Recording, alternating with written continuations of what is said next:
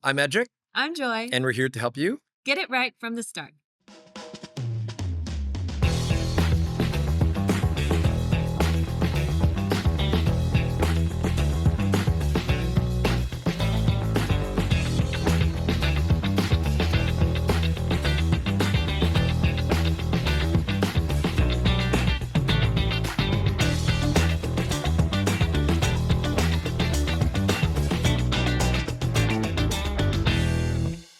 So we can maybe make 10 parts of these conversations just because I said this in the part 2. If you didn't catch it, you need to catch it. It's like I'm actually interviewing the sisters here. Is what's going on. And I'm going to start off with that. Before we went live on this part 3, we said that we would talk about another facet of our guest's life, which I think many moms will be able to resonate with, which is how do you juggle it all? And I'm using that with quotation marks because there's so many ways to define that and talk about it. That's what we're going to do. How do moms juggle life as a mom today? And we're going to frame this with a homeschool lens because this is a heartbeat that both you moms have. So I'll reintroduce our guest for those that are hearing this just now. And I would encourage you, catch part 1 and 2. It's almost like a series, season 1, 2, and this is 3 right here. So you have to catch it. Carolyn is a MOM. Is that what we said? What is the acronym? Medical doctor, MMM. MBA, MMM, MBA, Mrs. and a Mrs. and a musician. So, and then a mom, right? So basically all those M's. 5 kids, is still practicing, and they have their own practice now, right? You got this. Have their 6th. They're about to have their 6th. And it's a joy to have this conversation because having all those pieces together is a rare combination. So let's start with that. Carolyn, straight away, how do you, well, maybe what do you spend most of your time doing in a typical week of all the hats you wear? And then structure it downwards. Okay. This is first, this is second. Let's I have go. to premise this by everything that I'm doing right now is really by God's grace. And you guys know my story from part 1 and 2. I gave my life early to Jesus, wanted to follow him, wanted to please him. And God opened up the opportunity for me to get married at some point later on in my life. With the guy that fit that list in part 2. We talked about the list. And he actually did fit. By the way, my list is not, it wasn't short. It was really long. And I don't say that that's ideal, but God was so good. He allowed Joel, my husband. I was going to say, let's say that, hey, Joel, we love you, bro. I love you, babe. You should be on this podcast. Yes. We're going to get you on next time. Pretty much everything on the list, almost to the T. But then comes the responsibility of being a mom, a marriage partner first, and then God blessed us with kids. But at that time, I was still studying to be a medical doctor. When I got married to Joel, because my parents said, you can get married in med school, that's fine. And then I wasn't even dating anybody at the time that they said that when I first got in. But when God opened up this, brought us together, and that's a whole nother story. Then it happened, and it was in med school that I got married, and then after a year we had our first baby. But I was still studying, so it was a lot of like stretch, right? Because med school is a full-time thing. After that, as Natasha is our eldest, so when she started getting older, then I was really praying that we could homeschool because I had such a great experience as a homeschooler. So I was like, of course I want to homeschool my kids. But I learned early on that being a homeschool mom and being a homeschool child are 2 separate things. And there's a big transition and a big learning curve too for being a homeschool mom.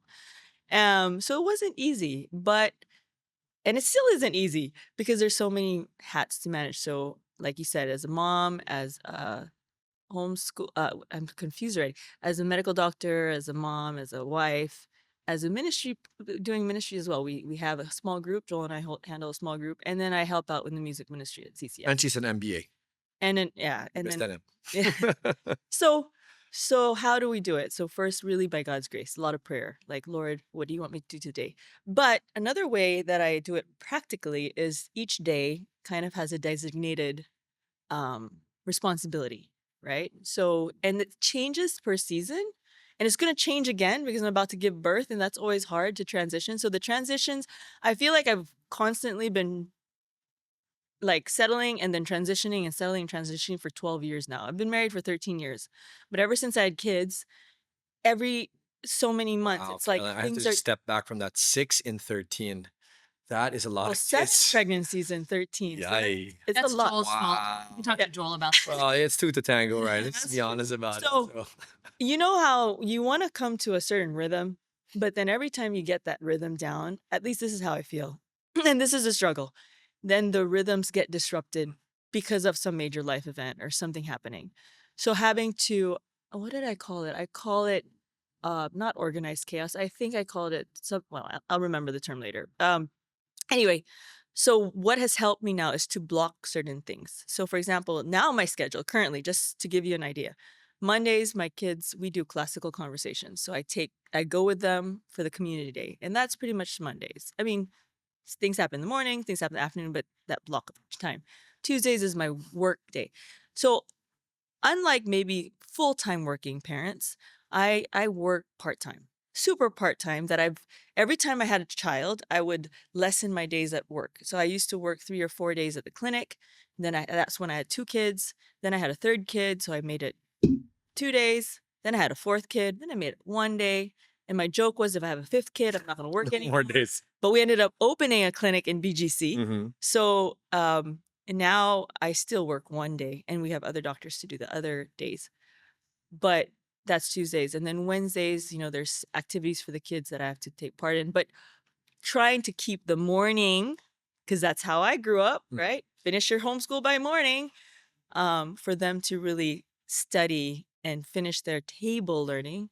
And that would be Wednesdays. And then Wednesday night is D group, Tuesday night is D group 2. So we have those things ending the day. So it's very, very busy. So if you kind of like, there's not a lot of time to waste. Then Thursdays is kind of the one day that I'm like, I'm actually home. This is great. Fridays also can be flexy, but the kids have sports too. And then Saturdays they have sports, and there's sometimes we're camping because Joel loves to do outdoor stuff. So we go out as a family and we'll be together. And that can carry over. Sundays is worship, or we might be doing worship online because we're somewhere in the mountains. So, and then the whole cycle repeats itself Monday again. So it gets challenging.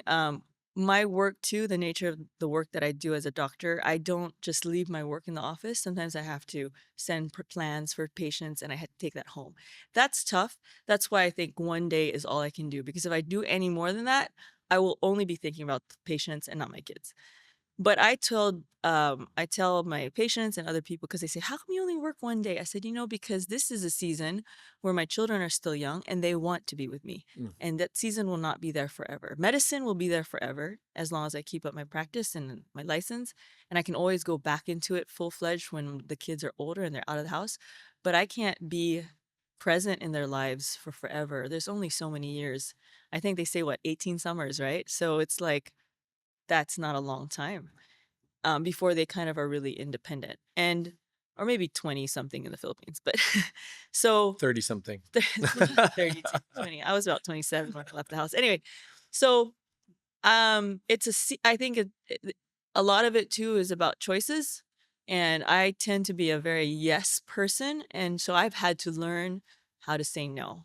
I'm not there yet, but I have said no to a couple things, like Thanks for saying speaking yes to also. this. Yes, yes. And it's just you keep growing and changing. So that's why I say I need to always ask God, like, what is it that you want me to do today? Because I firmly believe that God will not give me anything beyond what I can bear with him. Right. And the time that is given, the 24 hours that I have in a day, should be enough to do what he wants me to do. So if I feel stressed about time, if I'm rushed and hurried, it could be that I'm trying to put things in that were not meant to be there. Or maybe God wants me to feel that in this season to adjust and to grow in character and then just move forward from it. I think also really important for me right now is trying to figure out my rhythms from the beginning, at the beginning of the day and the end of the day. Something I share with my patients and I'm trying to apply is like bookending my day by the hour. So, for example, the last hour of my day and the first maybe 30 minutes or hour in the morning is not with my cell phone, is not with any gadgets, because it gives me time to like decompress, to think analog or read a book or write in a journal or do something that's not just, screen time. That's good. And it helps me to settle. That's good. And then the first thing in the morning, I don't pick up my phone first mm. thing. I don't check my messages, because the moment I do that, my brain shifts from a very relaxed, calm state of waking up and right brain and very creative to like left brain. I got to do this, this, and this. And it's like the whole day Super. is gone. Now, before we go into practicals, because there's a lot of practical thoughts about how moms, like both of you, manage time in this day and age, I want to go back to the question I wanted to ask you in part one. Oh. Because Carolyn said that her mom, your mom, was there almost every day while you're homeschooling, at least in those up to lunch moments, right? You said you would homeschool until lunch, which is a lot of days, 5 days a week. Mom's there, and you said she would even be lying down On the available to not you even guys, and then you just wake her up, right? So, and you were honest in saying it's not like that for you, and Joe was saying it's not like that for you. So let's go to that and let's have a hard look. Is that okay or is that not okay? What do you think? Well, I'm gonna throw your this to kids have both turned out well despite her you. busyness. But even that changed. Elijah, you were so much more available to Elijah because our life was much simpler. Oh, So let's speak to that. Do you think it's moms? I think you represent many moms where moms are doing a lot of stuff. Yes? yes. So whether you are a Yes. full-time employee, part-time employee, you're doing stuff. Yes. I cannot imagine the moms of our generation who are at home, taking Yeah. care of the home, Yeah. available to us in that way. So speak to that. Is that good? Is that not good? Is there ways to just adapt to that reality? I'd love to hear your thoughts. I think it's definitely rare that you just have a mom, like you said, that's just home based, that does nothing else but raise her children, or for what we're familiar with, home educates her children. I would say the majority of moms, even in our own circles, are involved in ministry, or they have Or doing work something. on the side, or they have a business that they're also managing. And so I would say that if you listen to what Carolyn is saying, it's not wrong to be doing so many things. Hmm. I think the problem arises when you're faced with, should I do this or that? And you start to lean towards deprioritizing your children Or your or the husband home, first, or the and then husband, the kids. right? Or the husband, or your husband. Mm. And so if so the frame of mind that we need to have is, if God has called us to use our talents and abilities and we're able to exercise them without compromising our home life and our relationships at home. And this is difficult, right? I think this has been a perennial issue Struggle. in society and struggle. And then praise God. But if it comes to a point where we are no longer able to see that our children are thriving, Mm. and our own marriage relationship is not okay, and home life is getting messed up, and it shouldn't come to that point, because if we live with that awareness, then we would always be choosing what is more important. And then so there's always a cost, there's always a sacrifice then. So if we start to lean towards, now, okay, I'm going to make sure that I set aside this specific time of the day, block off these hours to really engage the children, then I don't get to make as much money with my job or with my business good. or my work. And so you weigh things then not in light of what's more financially important, but what's more important eternally speaking. That's very good. So in my case, I would say that in the last months, I have not been good at this because Your husband. we've committed to a lot of things, and you are my priority. So I have been doing what you've asked me to do. However, life has an ebb and flow. It does. So it's not like all seasons are super It's not going to be hectic. like all like that. Also. Right. So what Carolyn said is so important. Mm. How you bookend your day. Mm. If you start the evening well, if you end your evening well, And then the next day tends to start off well. and you have your time with the Lord, and you Right. everything that you need to do. What's been happening that's been messed up in our family right now She's looking at me Is- straight up right now. is that our children have had changing schedules for their athletics and their sports And their activities. seasons. Going They're to getting college and- much more involved in extracurricular. So that means that they come home Late. tired, exhausted sometimes, so that they're not able to wake up properly the next day. So I think you and I have been sorting this out because we do have a schedule printed. It's Mhm. so ideal. Mhm. I should laminate Post it. it in gold or something. But you're gonna say something? No, good. You can finish, then I'll bring it back to Yeah. the So conversation with I Carolyn. understand where Carolyn is coming from, and I understand where moms are coming from, that you can be so down on Mm, yourself. Because I think the sentiment is, I don't feel like I'm doing enough mm, for my children. Mm. I don't feel like, um, I have the energy levels that I should right, to give them my right. 100%. So how do I balance all that? I honestly don't Super think good. it's 100% possible. So Super we good. go back to, what are the main things Good. that I need to keep in It's front of very me? good. Because when I'm doing those things, and then that's what I'm ultimately accountable for, then I can have peace in my Sure. heart. And I wanted to speak to that specifically, right? But as I speak to it, Carolyn, back to our conversation with both of you, you used a very big word, Joy, compromise. And let me just say this Did for I say all compromise? the men that are watching this right now, I think I speak behalf of all of them. We appreciate you, mothers. Mm. Thank you, Joy. Thank Happy you, Mother's Carolyn. Day. And belated happy Mother's Day in advance for next year. But genuinely, because I think we take for granted that it's a different world we're living in and we're all trying to make it work. And so you're doing the best you can. So, but that's a very important word, the word compromise, because I think what needs to stick with all the people watching here, since this is getting it right from the start, is, where do you draw the line? How do you know that this season is not a good season because I've compromised? Mhm. Or if it's a longer term season, let's talk about families who make commitments. And for example, they're living apart from each other because overseas workers, there's so many different family types. So Carolyn, let's hear you. In Let your me words, what share would be the compromise? What is the line That that you you don't don't want to cross? come. Exactly. For example, I mean, I've made certain decisions, right, when it comes to my career. I could do so much more in terms of medicine, work more hours, treat more patients, learn so much more, go deeper. But I have come to the realization that because I have chosen to homeschool, to be with the kids, at least doing my best to be there. By the way, there's a difference with being there and being there, Yep. being present and being Fully engaged actually versus fully engaged. distracted. So Yep. I confess that even though sometimes I'm at home, I'm also distracted because I'm doing things, Physically talking present, to but people. mentally absent. Yes. Yes. But the heart and the desire is to be present for the kids. So that's where the choice I made to pull back, That's right? good. To one day.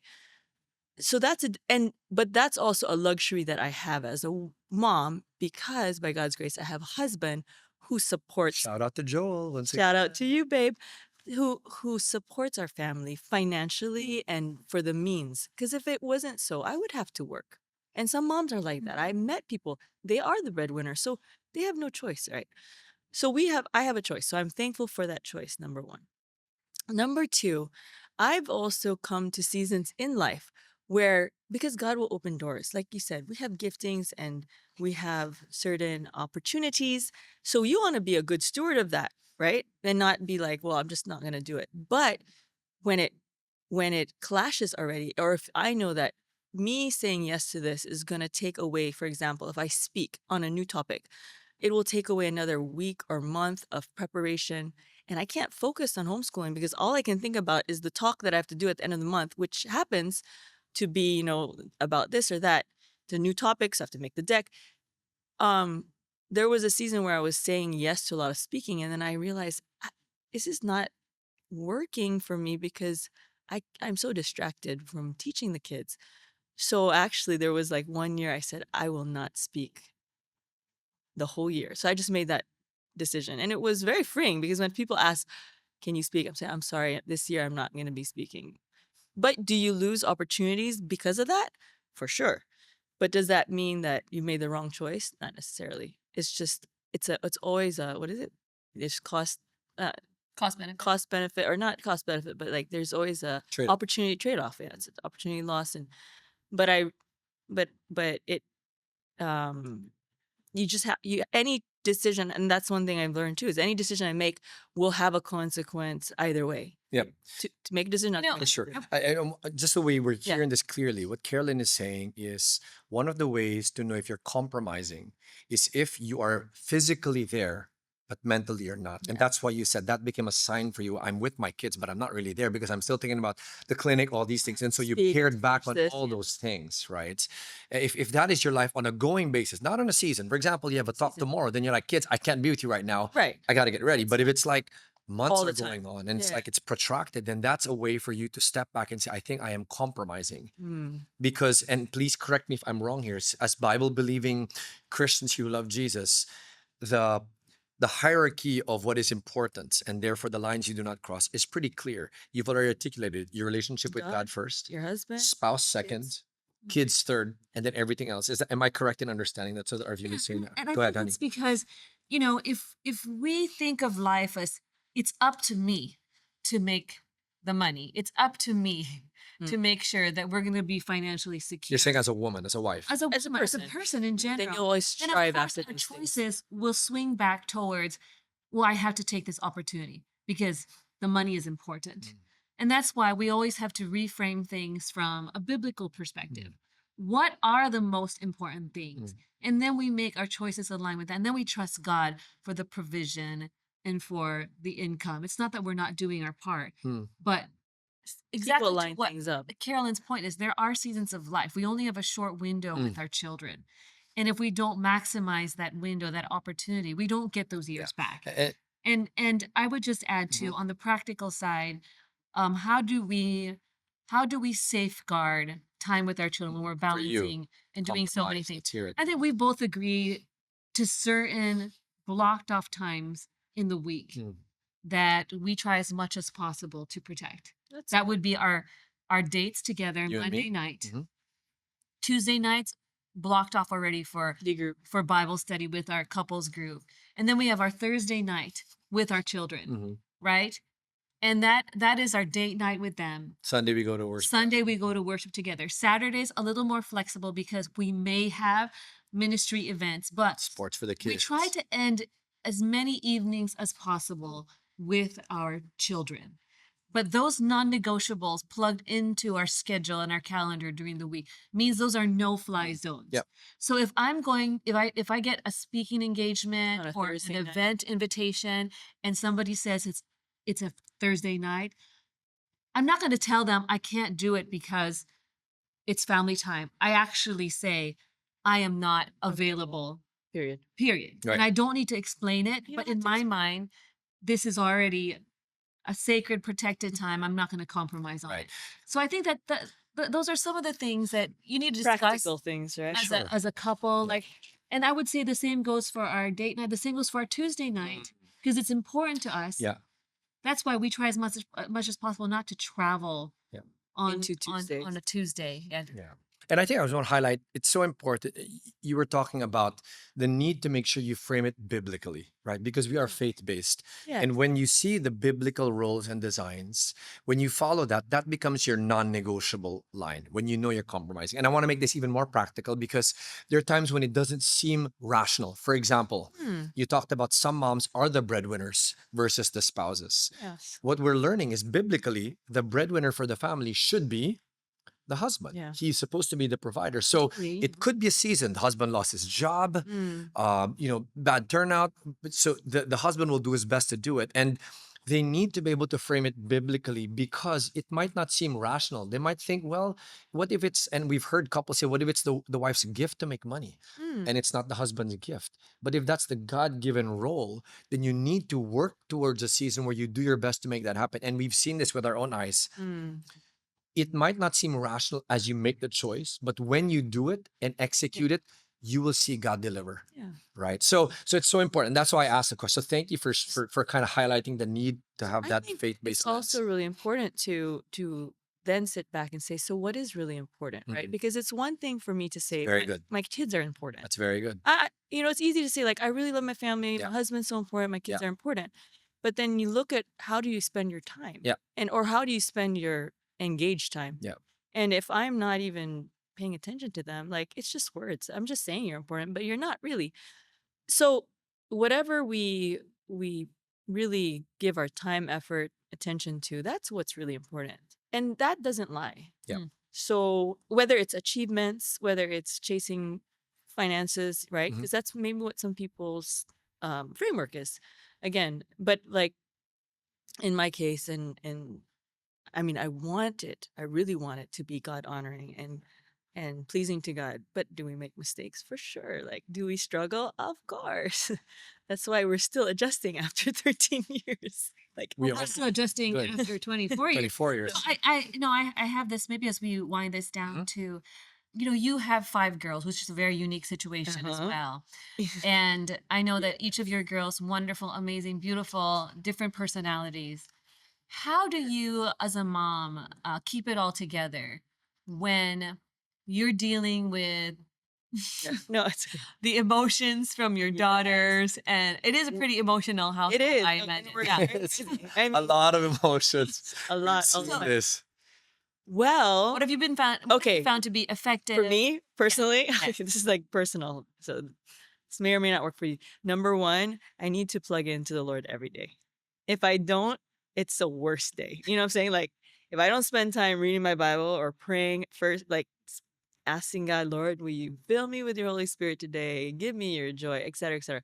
If I don't have that time, it's like you go, go, go, and you're chasing stuff and then things will explode here and there. And it's like, ah.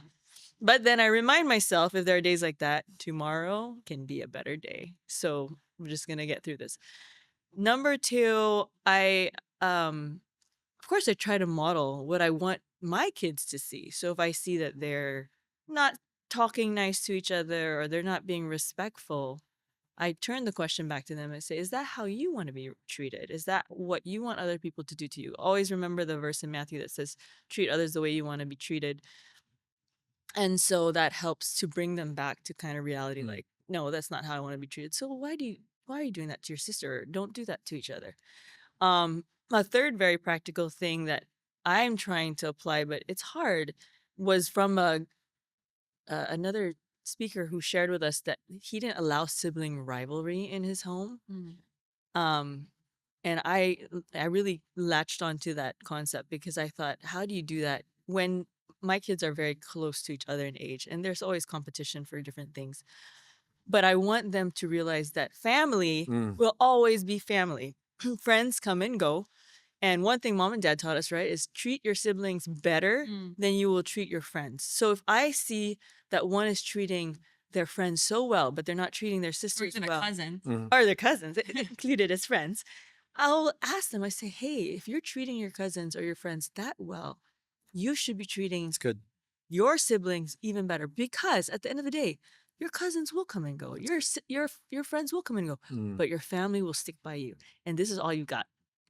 So that has to be repeated a lot. And like, and then in times where I feel so like, Lord, like for example, motivation issues with homeschooling, right? Because we all go through those times where our kids don't want to do what they're supposed to do. And they really just don't want to do it. What? That exists? Yeah. Oh my goodness. I didn't understand that. So no, anyway.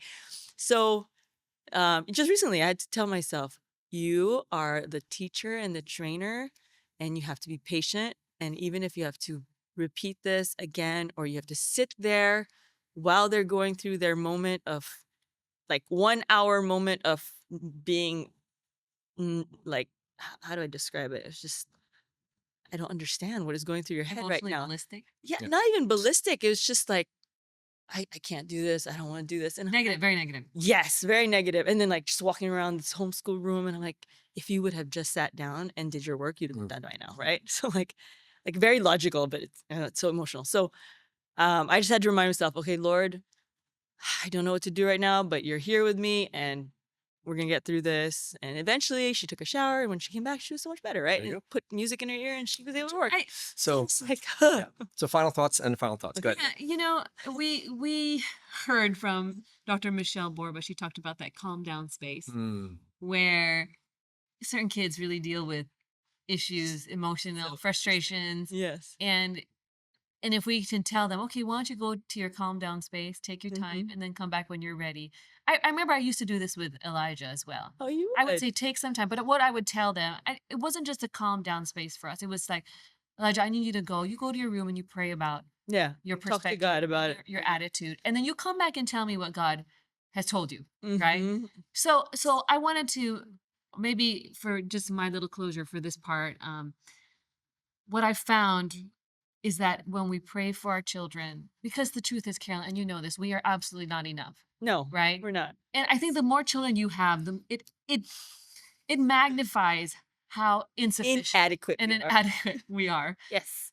And it really, really is super humbling because Yes. what may have worked with one child Doesn't work. with the doesn't others. work. It And doesn't. so you feel like, okay, I've got this down. So it's gonna be smooth sailing I'm with glad you're admitting this, with the honey. next three.